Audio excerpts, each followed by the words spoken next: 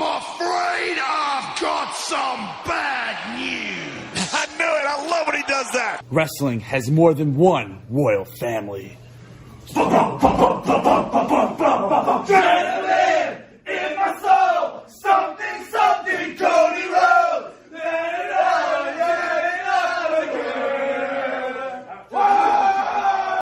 I'm the tribal chief around here. Yeah, you see me, the tribal chief. That's right. Time. But let me go ahead and tell you. Shut your bitch ass up.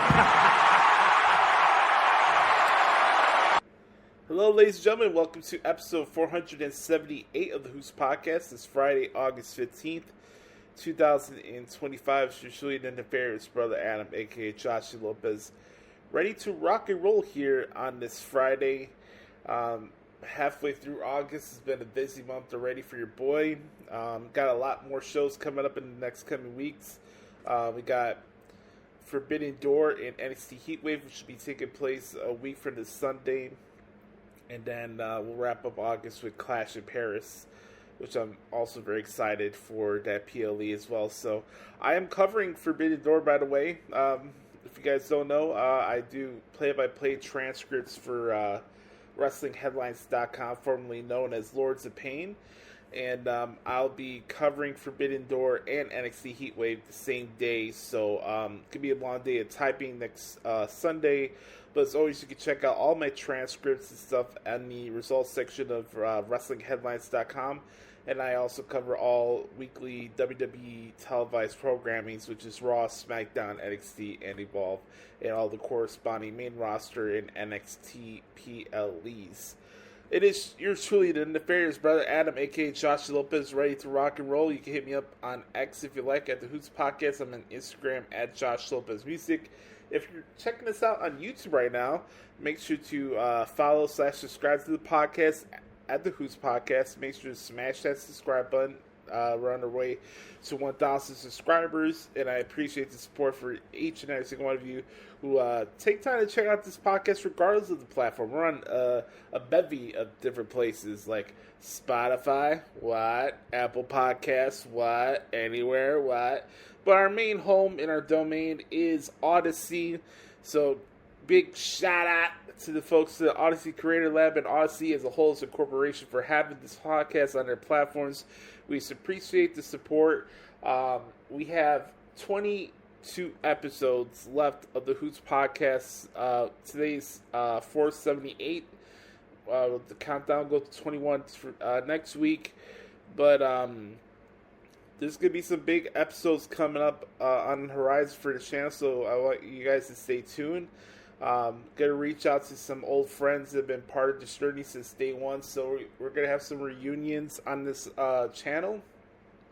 And obviously we'll go big with episode 500 when we get to that episode, but I just want to say again, from the bottom of my heart, thank you all for taking the time to give us a chance and hanging out with us and shooting the shit.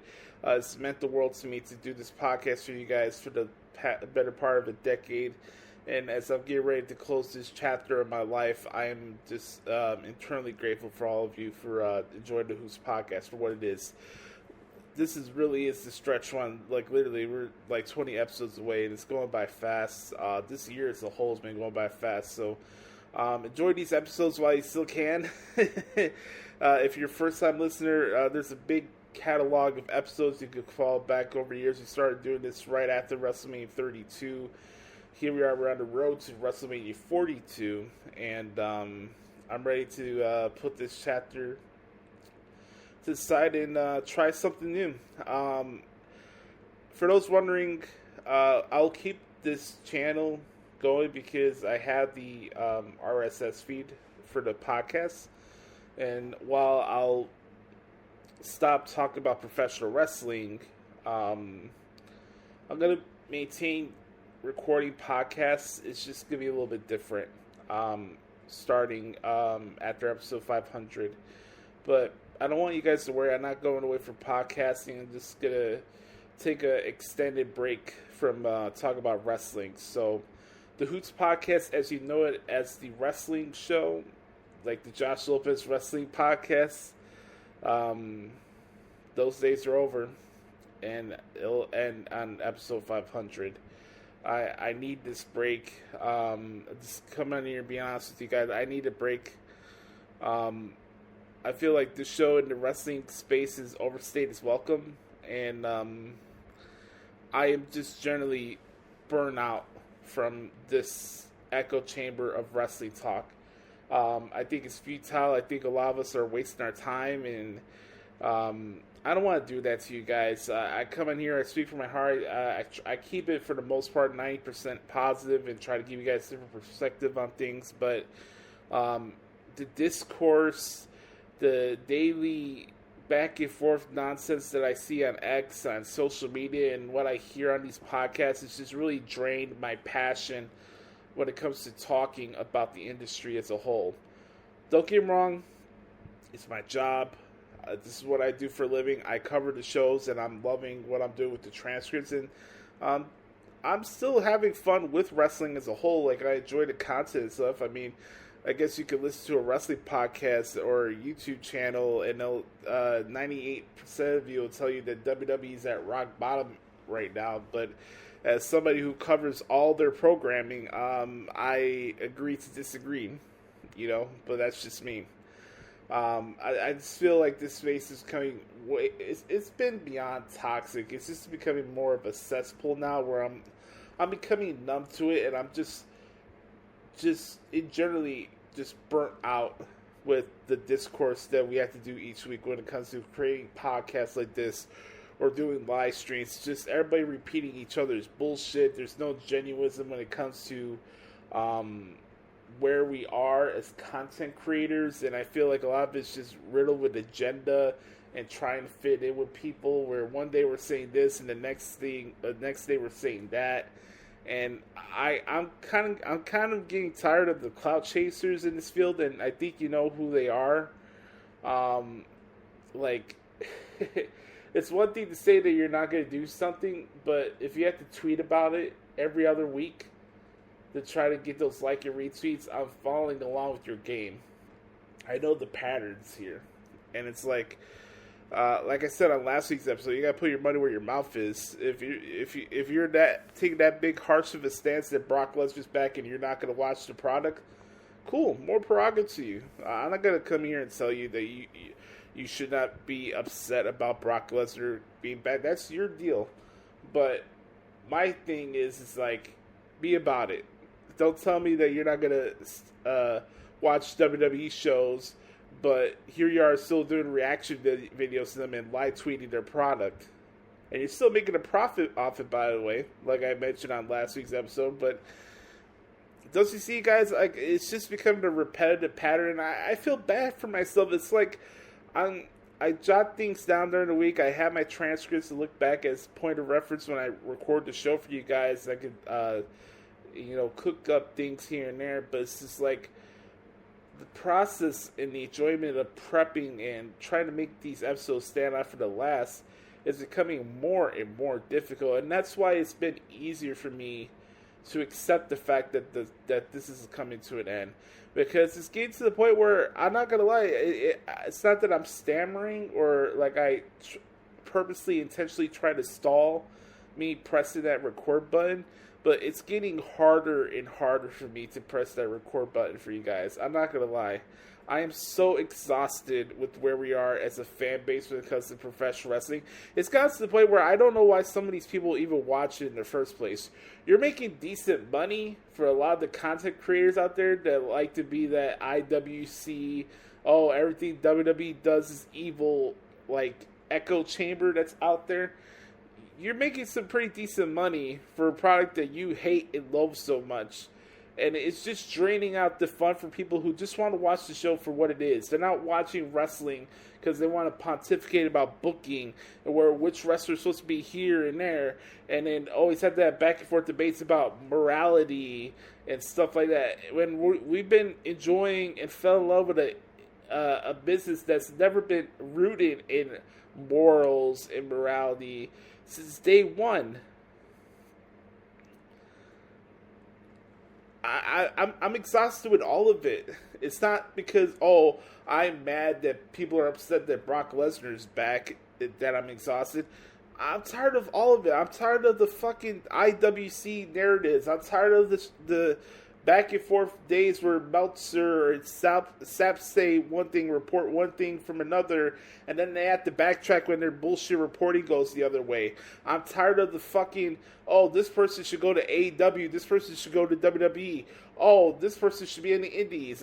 I'm tired of people having debates about Blake Monroe and her making personal decisions for what's best for her, and this poor girl's crying on her fucking vlog for the AEW fans, making her feel like shit because she's just following her heart and doing what's best for her and what she wanted to do with her life and her fucking goals and her dreams. Sorry that she fell through with her dreams. Sorry that upset you so fucking much. It's all of it. I'm tired of it. I'm tired of the debates about wrestler couple relationships. I'm tired of the bill for this PLE is this and the bill for that PLE is that. I'm tired of it. I'm tired of the double standards. I'm tired of the hypocrisy. I'm just fucking tired. It's not fun anymore. Recording this is not fun for me anymore. It's a fucking dread. I come in here, I try to give you some different perspective and a real perspective of somebody who actually covers the industry for a living, that's not just having my head shoved up fucking Dave Meltzer's ass and everybody else in this goddamn space. I'm here for the people that can have a fucking authentic thought. Somebody that speaks from the heart and not just regurgitating what somebody else said on a fucking podcast. I don't need other people to speak for me. And that's the frustrating thing. I love wrestling. I love what this platform has given to me, the opportunity to come out of my shell and be who I am and not afraid of the judgment and the feedback coming back my way. I don't care what people think about me anymore. And that's the best feeling This is the best feeling I can have in my life right now. It's the fact that I don't give a shit what people think about me anymore. I used to dread and worry about that all the time, especially when I started this podcast 10 years ago. Worrying about, did I make the right decision to go back in the scene? Is there a way we can stand out from others? Like, can this be the show that springboards me to the next stage of my professional life? We've accomplished a lot of great things with this show. We really have. I've never thought in a way that this show has had the reach that it's had over the last 10 years. The impact that it's had for my friends and colleagues in this space. I know a lot of times in my heart I feel like I don't get the flowers that I deserve amongst my space, and that hurts sometimes, but from the bottom of my heart, I am proud of what we've done with this show. I really am. I love it. I'm proud of it. That's why I'm still pushing through as hard as it is right now for me. I have to get through this so I can live up to my promise to you guys. I'm a man of my word, and I stick through my promises. We're going to get to 500. It's just frustrating right now, and it has nothing to do with the product, and that's the shittiest thing, man. That's really what sucks about this at the end of the day, honestly. Because we could have debates about things that actually matter in life, but are we going to still have these morally correct debates about Hulk Hogan? The guy died already. What else is there left to say? The guy fucked up. He made mistakes. He was not a perfect human being. He died. We don't need to fucking go back and forth about whether he was a racist or not. He made stupid fucking decisions, and that's the consequences that he had to deal with the rest of his life. That's it. Let the guy fucking rest in peace. Leave his family alone.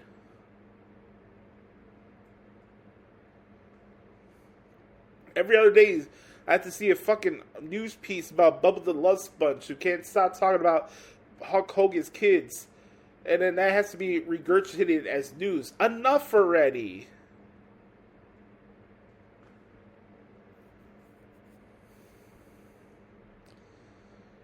And then the Karrion Kross stuff.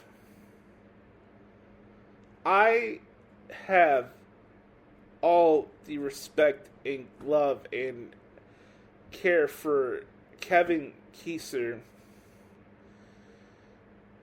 aka Karrion Kross, aka Killer Kross. Kevin is an awesome dude, and I have enjoyed covering his journey throughout professional wrestling for over 5 years now. Maybe even more than that. For the first time I saw him in Lucha Underground, through MLW, through Impact, to where he is now, the first run in NXT, to where he is now. And I know this is a sensitive topic because this is another thing about the IWC that I can't do it anymore. I'm tired of these fake, phony movements to get certain wrestlers in a certain spot on the roster. And then when they get there, they sit on their fucking hands. Or, oh, we want Kross. Oh, let's sit on our hands and not say anything at Night of Champions. Oh, we want Kross. We want Kross. Let's sit on our hands and not... Anytime he's in a ring, you guys don't seem to be all about that. We want Kross. We want Kross.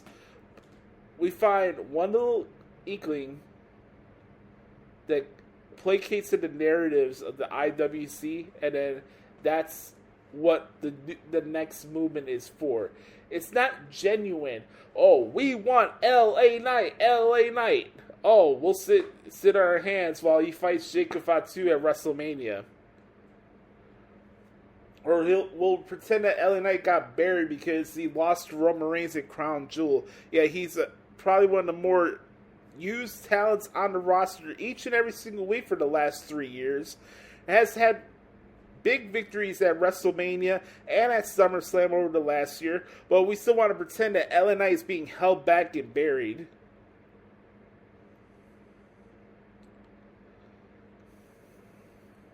I'm tired of the we want this, we want that. Because at the end of the day, the IWC, the WWE Universe, the fucking AEW sickos, they don't know what they want at the end of the day. They don't.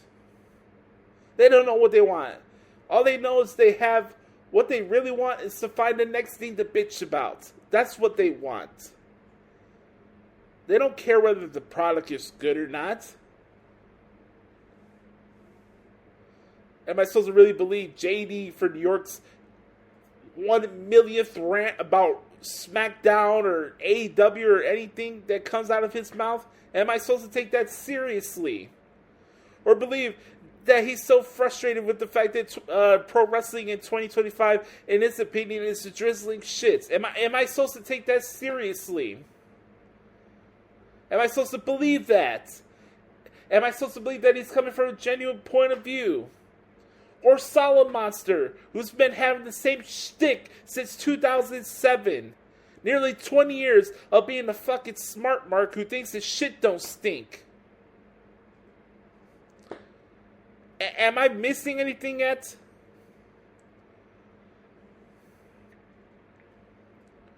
And I'm being more pointed. I'm being more pointed and direct now, because it's not about not having anything to lose. Frankly, guys, I don't care anymore. I don't care. I don't care about the IWC. I don't care about wrestling content creation when it comes to the audio space. We're all full of our own shit, okay? Let's be honest.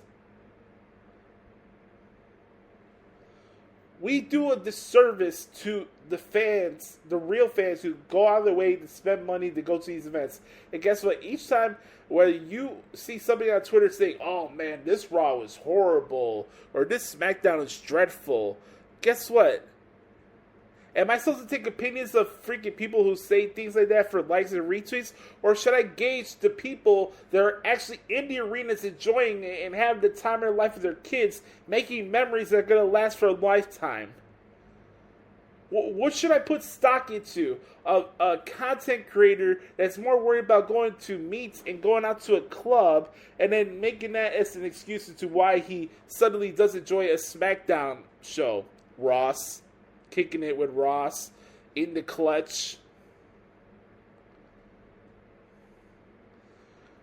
Am I the only one that's going to point out the freaking games and nonsense that we see amongst this space? There's great content creators out there that I actually enjoy, like Minnie. Do I agree with everything that she says about wrestling? No.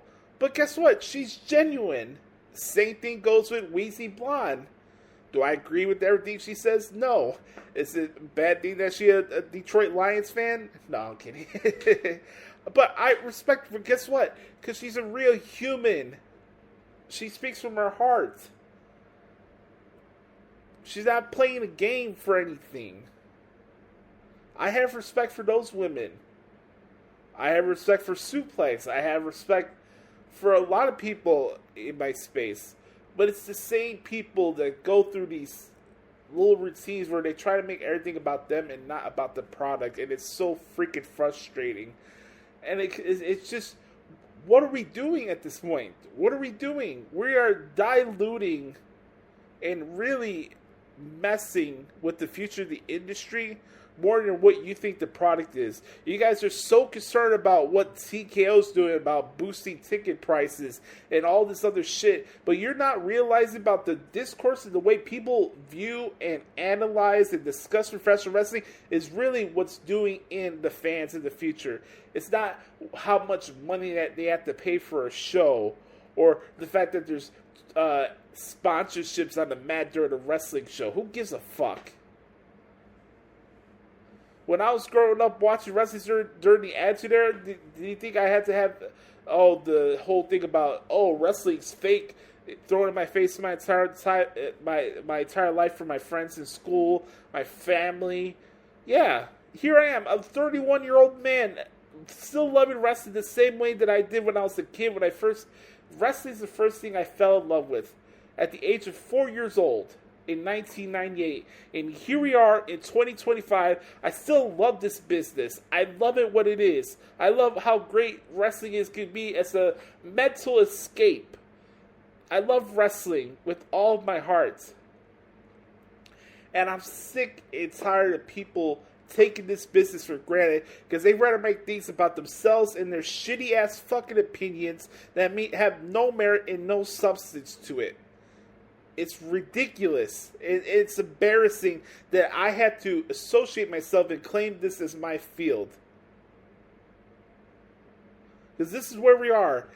A circle jerk of people whose opinions don't mean jack shit. Because guess what? They cannot think for themselves. I feel bad for Kross. I really do. I do. I feel bad for him. What he's going through right now sucks, and no performer should have to go through that. But regardless of whether he ever comes back to the WWE right now or not, I don't care. I don't. I want Kross to be happy for him. I want him to be happy with Scarlett. Obviously, they have a great marriage, and they're a great couple, and they're great performers. And I'm always going to support them. This is not a personal knock at him. My issue with the whole Karrion Kross, we want Kross movement, and what's really setting me off is the hypocrisy.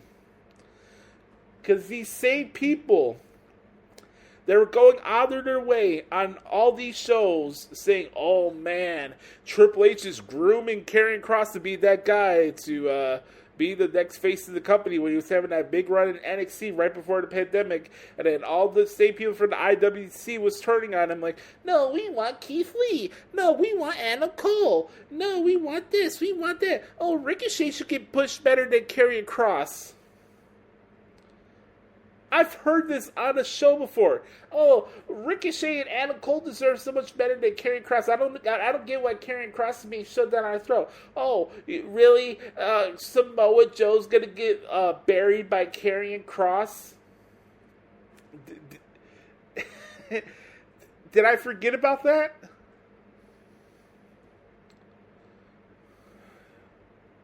And now here we are, we're going to act like we care now that he's not getting pushed.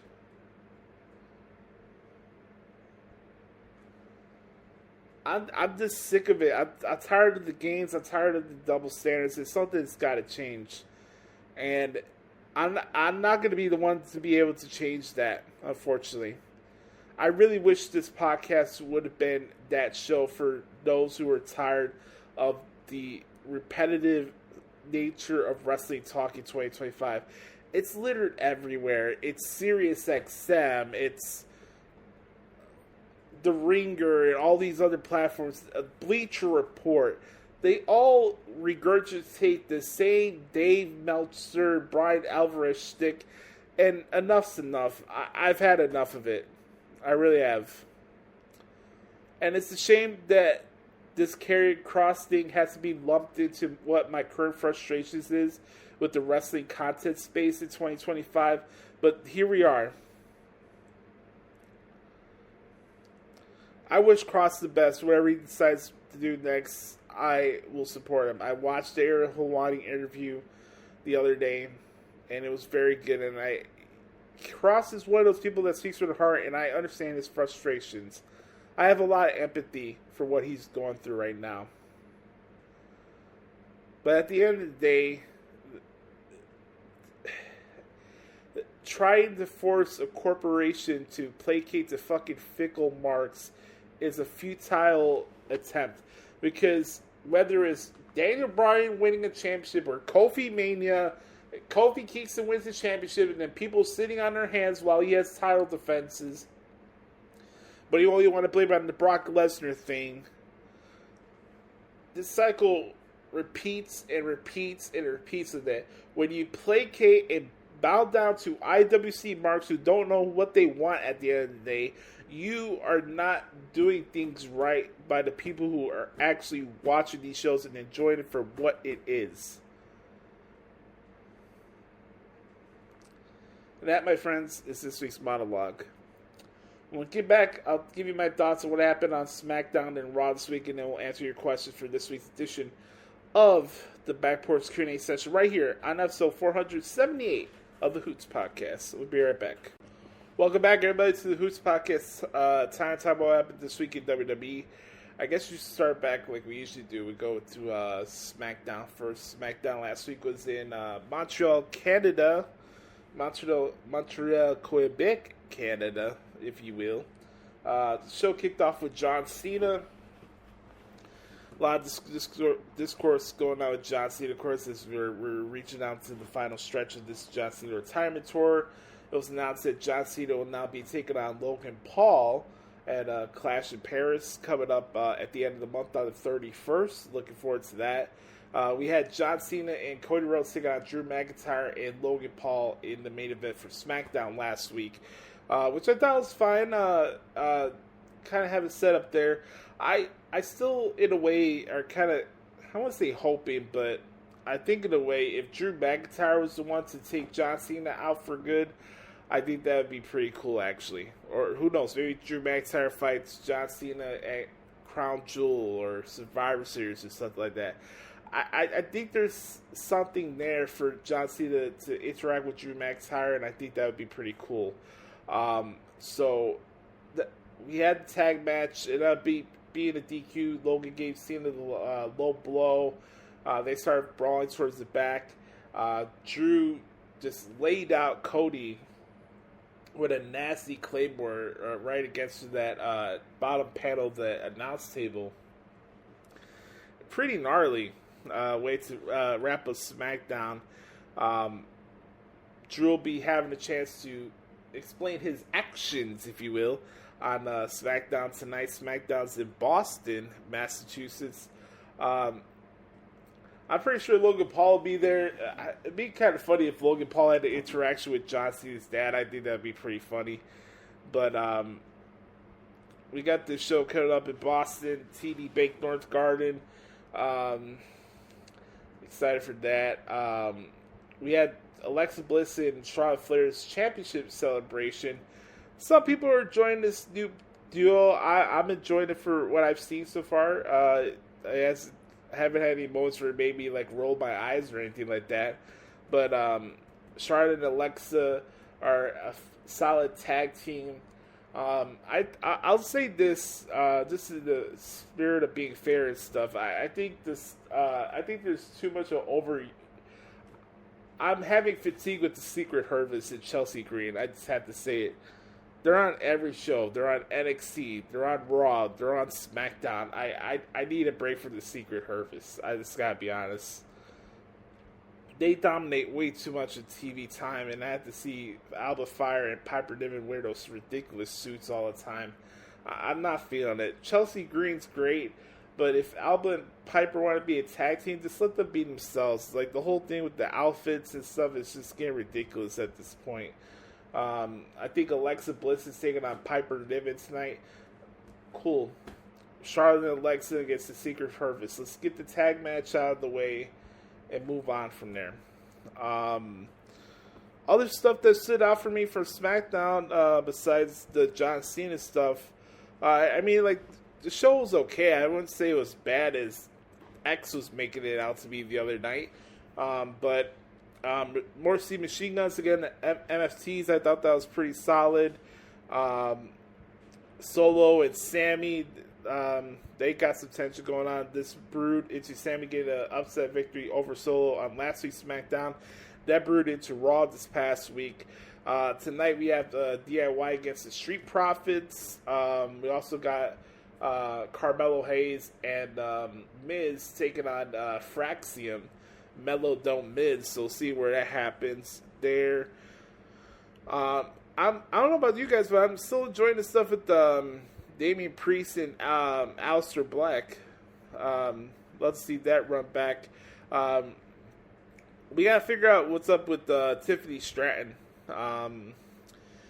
She had like a brief run-in with Jade Cargill during the backstage interview, and she's like, the results gonna remain the same the next time they have a match. And Kiana James introduced herself to Jade. Kiana James is the representative for Julia. Kiana offered a position of representation for Jade. She ended up giving the business card to Michin. Michin wants a shot at the Women's United States Championship, so probably sooner or later on SmackDown we'll see Julia and Michin for the Women's United States Championship. The Aleister Black promo was really good. I really enjoyed it. The Cena and Truth reuniting backstage, I thought that was pretty funny as well. So there were some things that I liked from SmackDown. I wouldn't say like the show was great, but I wouldn't say that was horrible either. So SmackDown was kind of middle of the road for me last week. Raw this week for Quebec City, I thought was a pretty strong show from top to bottom. I like what things are cooking up now for Clash in Paris. We got a couple matches already announced for that show. Let me look at the card really quick so I don't lead you guys astray. Clash in Paris. I like the Clash vibes. Like, we had Clash at the Castle, 2 of them over the past 3 years. Now we're having Clash in Paris. These international PLEs are always fun to cover. And they come right around the time where maybe you think that maybe things are slowing down with the product, and you have shows like this in these like international markets and just like hit you out of nowhere. Like I remember that Clash in the Castle show. So many of my colleagues were just like ripping the product to shreds at that time, and like there's no hope and stuff like that. And then we got Clash in the Castle that ended up being one of the best pay-per-views that I've covered in the last 10 or 12 years of doing this stuff. So if you're ready to jump off the train, that's on you. But these are the matches we got so far that are announced for Clash of Paris. We got Naomi, for now, putting her Women's World Championship on the line against Stephanie Vaquer. John Cena's taking on Logan Paul. Big match that was made this past Monday for Raw with Seth Rollins winning his World Heavyweight Championship on the line against CM Punk and Jey Uso. Adam Pearce was on Raw Recap this past Monday. And I want to play this for you guys because I think Adam Pearce does a good job when it comes to his work, being the general manager on Raw and stuff like that. And I think that Adam Pearce deserves a lot more respect for what he does in this space. So I want to play this portion of the interview where Pearce was brought in, and this is a conversation he had on Raw Recap with Sam Roberts and Megan Morant. So let's play it here. This is from Raw Recap this past Monday. Going on. Ladies and gentlemen, for the first time on Raw Recap, the general manager of Monday Night Raw, coming off of yet another, by the way, chaotic ending to an episode of Raw. Adam Pearce. Adam, what's in the bottle? This would be Agua H2O. This is the nectar of the gods, and yes, I do need a drink. Thankfully, I got one. It's the enemy of my enemy is my friend. Thank you so much. That's what I said. I mean, were you just as confused as I was watching what transpired tonight at the end of Monday Night Raw? Confused in what way? I mean, the World Heavyweight title picture is awfully crowded. We saw, different superstars working together that I personally never thought that we would see operating on the same page. I mean, especially after last week on Monday Night Raw, I thought CM Punk and LA Knight had problems. Apparently they don't, but they're both after the same thing. The thing about what we saw tonight, at least if you're looking through my eyes, granted I'm not wearing my glasses now, is I saw opportunity. Seth Rollins lied for weeks on end and had the entire world believing, including his child, believing that he was injured, in need of surgical repair, and was on the shelf. And now, we're a couple of weeks removed from the biggest ruse that he has pulled over anyone's eyes. I have known that man for 20 years. He looked me dead in the eye, week after week after week, and lied. He lied. So now, he has a chance to look everyone else in the eye and prove that he belongs in the upper echelon. Prove to the world that he is what he indeed says he is, the world heavyweight champion. And at Clash of Paris, we are going to find out, because it's going to get down to the get down in Paris. Everything that you're saying is true. And I can't wait as a spectator for this fatal four-way. And ultimately, that is your job, to put on the best matches for the audience. But at the same time, ever since SummerSlam specifically, it feels like you've been leading very emotionally. And it doesn't feel like the general manager of a show, generally speaking, should be leading with emotion. Whose opinion is that? That's your opinion? My opinion. Your opinion? Well, your opinion don't mean squat to me. How's that sound? Okay, all right. I lead with emotion for a simple reason, right? Mm-hmm. 30 years I have spent in this industry at every level. And every person that I encounter on Monday Night Raw has either worked with me or for me before we set foot in WWE. So I have an intimate knowledge of all of these men. I have seen them at their low, and here we all sit at the top. So you're damn right, I lead with emotion. I wear my heart on my sleeve every day of my life because I love what I do, and I love the people I do it with. So do not insult me, Sam Roberts. I don't feel my size 13s, brother. It's the last thing I want. I do not mean to insult you. What I ask is your making this match, this fatal four-way match, are you making this match because CM Punk, Jey Uso, and LA Knight are equally entitled to this opportunity, or are you making this match to punish Seth Rollins? Opportunity is the opportune word. And if Seth Rollins feels like he's being punished, oh, pobrecito Seth Rollins. You lied to the entire world. You looked into the eyes of your daughter and lied. You told the WWE Universe, by virtue of your action, that you were on the shelf. You carried the Money in the Bank briefcase, and I will extend this bit of congratulations in pulling off the greatest ruse of the modern era. And you walked in and stole, and I use the word, you stole the World Heavyweight Champion, and now you will prove that you are worthy of calling yourself the World Heavyweight Champion. And if that sounds emotional, it's because it's filled with emotion. Clash in Paris, we find out if Seth freaking Rollins is the World Heavyweight freaking Champion. Perfect. Got the explanation right there. You don't need me to say it. So, I thought that was good. Like, showcase that you guys for that for some nuance and context as to why we're getting this fatal four-way. And I think, I say this all the time, Adam Pearce is a great general manager. Obviously, he had a great career in the ring and stuff like that. And I'm just happy for him. Like, he's been having this run as a authority figure on TV for at least 5 to 6 years now. And he's killing it, man. He's killing it. definitely would enjoy a confrontation with Adam Pearce and Paul Heyman. I think that'd be pretty cool, actually. So, that was that from Raw. I want to give a shout out to Io Sky and Roxanne Perez for having an absolute barn burner this past Monday. That was a lot of fun. That was a good match. Same thing goes out to Sami Zayn and Rusev. I enjoyed that match very much. Good things are cooking up on Raw. Raw's in Philadelphia this Monday. They got a new arena. It's the Xfinity Mobile Arena now. I'm losing track of the name changes for all these arenas and stuff now. Like, I'm just losing count at this rate. So, that's coming up on Monday.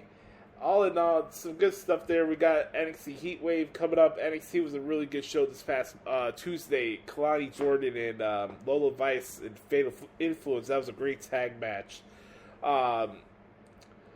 We kicked off with... give me one second. I remember who it was. Just give me 1 second here. Nia Jackson, Lash Legend. Awesome match. Go out your way to go check that out. And then we had Dark State against Obafemi, Moose, Trick Williams, and Javon Evans. Big victory for Dark State. And I think it's even making it more obvious now that Trick Williams is behind Dark State. Like, nobody can tell me otherwise at this point. I think it's 100% concrete that Trick Williams is behind that group. 100% of the way. So, that is my thoughts for this week in WWE. When we get back, we'll answer your questions for this week's edition of the Back Porch Q&A session right here on episode 478 of the Hoots Podcast. We'll be right back. Yeet. Okie dokie stogie, ladies and gentlemen. Time to answer your questions for this week's edition of the Back Porch Q&A session right here on episode 478 of the Hoots Podcast here. Time to answer your questions. As always, if you want to participate in the Back Porch Q&A session, all you have to do is hit me up at Twitter at the Hoots Podcast or the Hoots Podcast at gmail.com. Got the AEW pay-per-view coming up next Sunday. They're in London, O2 Arena. Not All Out, my bad. It's the Forbidden Door. They're in London, O2 Arena, classic wrestling venue. I'm covering that show next Sunday. I'm looking forward to it. Early start time, though, it's going to be at noon Central, which is 1 o'clock in the East Coast. If you live anywhere else, figure it out for yourself. That's an old Sports Drive line I used to have in my old sports show that I used to do. Good times. But I did get a question about that, so we'll talk about Forbidden Door in this segment. But I did get questions this week from the good bird Chris Zaletta at XTeenZaletta24X on the Twitter machine. Make sure to follow Chris at Twitter, like I said, at XTeenZaletta24X on the Twitter machine. He says, what up, Boost? Here's some questions for the Q&A. How much of a big-time player do you think Zeta Steele will be at NXT? Only time will tell. I mean, she's still so young and still early in the prospect of being a WWE ID prospect. We need to see her get a championship involved first before we talk about her being a big-time player in NXT. She has a lot of potential. She's got a great look. She can talk her talk, and she's good in the ring. So I think the future is bright for her, but I'm not going to say I can't make any projections until we see her do more stuff in Evolve first. Have you caught any of the G1? I have not. Unfortunately, I don't have the time to catch up with shows that I'm not getting paid to cover. That's just what it is. It sucks. I missed out on the last 2 G1s, and that breaks my heart because covering G1 has always been a tradition for me, and it sucks that I'm not allowed to cover these tournaments anymore. It sucks. But this is the plight that I deal with the site that I work for. Are you letting this Karrion Kross situation play out? Yeah, I mean, it's the same thing that I've dealt with any other situation in just wrestling in general. I've always let things play out. I'm probably one of the few wrestling content creators that do let things play out, if we're being honest. So yeah, I'll let this play out and see where it happens. I have no crystal ball of what's going to happen here with this situation. He could come back, and I'd be happy to see that. If he doesn't come back, then I'll support him with whatever he wants to do next. Do you think that Terry McLaurin or Michael Parsons gets traded? Yes, I think Michael Parsons will get traded before Terry McLaurin. McLaurin looks more of like he just wants some more money. I think there's more personal issues with Dallas and Micah Parsons. And please, Marion Pauls, bring Micah Parsons to the Bears because that's really what's going to help the team go to the next level. Thoughts on the Forbidden Door card? Oh boy. Let's check this out. So right now for Forbidden Door, there's 9 matches that they announced. Edge and Christian, Adam Copeland and Christian Cage during the tag match against Kid Sabian and Nick Wayne. We got Zack Sabre Jr. putting his IWGP World Heavyweight Championship on line against Nigel McGuinness. Kyle Fletcher against Hiromu Takahashi for the TNT title. There's a 4-way match for the TBS Championship. It's Mercedes Moné, Alex Windsor, Persephone, and a performer to be determined later from the Stardom promotion. So, also we got Timeless Toni Storm putting her AEW Women's World Championship on the line against Athena. Okada's putting his AEW Unified Championship on the line against Schwartz Strickland. Other ones we got here, we got the Hurt Syndicate against either FTR or Brody King and Bandito. They got that tag team tournament going on right now, so we'll see who comes out of that end. We have the Lights Out Mud Show Steel Cage, as I like to call it. The Golden Lovers, Kenny Omega and Kota Ibushi, Darby Allin, Hiroshi Tanahashi, and Will Ospreay. This match makes no freaking sense. I just gotta be honest. This is a mud show match of all mud show matches. We got Ibushi and Olivier, and Darby Allin, Tanahashi, and Will Ospreay against the Death Riders, Young Bucks, and Gabe Kidd. God, help me with this match, man. Are they doing this in one cage? Like, this is going to be a one-ring match? How are you going to fit 10 people in one cage? I don't get it. Anyways, main event of the show is going to be Hangman Anna Page against MJF. So, there's a lot of good matches on this card. I mean, this is going to be a good show, and I look forward to it. So, that is Forbidden Door. If Shadur Sanders finished the preseason strong, does Cleveland name him the Week 1 starter?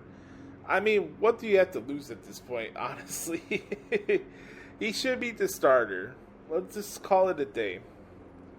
Javon Evans or Trick Williams advances to Heat Wave. I'm going to go with Javon Evans. I think Javon Evans will take on Obafemi. That'll be my pick for that one. Thoughts on the new Bayley character? I'm intrigued. I'll say that. I'm definitely intrigued. Do you think we'll see Bloodsport Natty versus Becky? I would love to see that, Chris. It's all about timing and placing. If that's something that they want to explore, I'm all for it. And I think, obviously, Natty, the Bloodsport character, now would be a great women's IC champion. So I'm here for that. If that's something to happen, I'd be all for it. Thoughts on the Cope and Christian reunion? Another case example of AEW dropping their load instead of letting things play out and wait for the right moments to do a hug like that.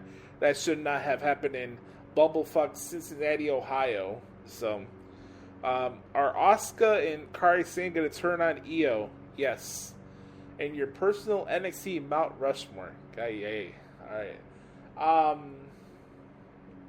For me, my Mount Rushmore for NXT is Johnny Gargano, Adam Cole,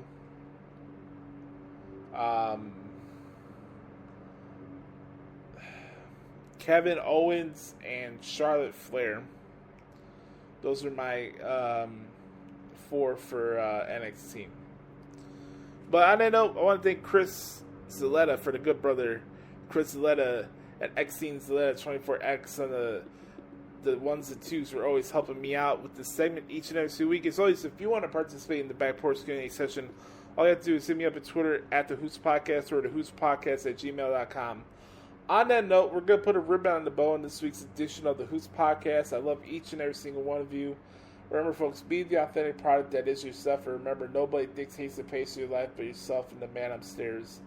I'm Joshie. You can hit me up at Twitter at the Hoots Podcast, Instagram at Josh Lopez Music. Make sure to check out my transcripts in the results section of WrestlingHeadlines.com.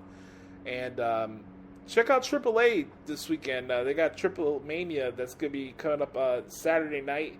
They'll be covering that on the WWE YouTube channel. Corey Graves and JBL's calling that show, so go check that out. Next week, I'll be doing the Forbidden Door in Heatwave for WrestlingHeadlines.com and ProWrestlingTranscriptions.com. And also, one thing I want to say before we have our final signature sign-off here. Coming up next week, we're having a bonus episode of the Hoots Podcast featuring the return of one Mitchell McNeil. That's right. After a long time, Matt McCool returns to the podcast of Hoots, and that should be a lot of fun. Alright, folks, be the authentic product that is yourself. Remember, nobody dictates the pace of your life for yourself. The man upstairs. Have a wonderful weekend, everybody, and I love y'all. Enjoy your wrestling, man. Don't take this shit for granted. It doesn't last forever. This has been episode 478 of the Hoots Podcast. As the road to episode 500 continues, I'm Joshie. We'll talk to y'all next week. Yay! Bye-bye, bitch.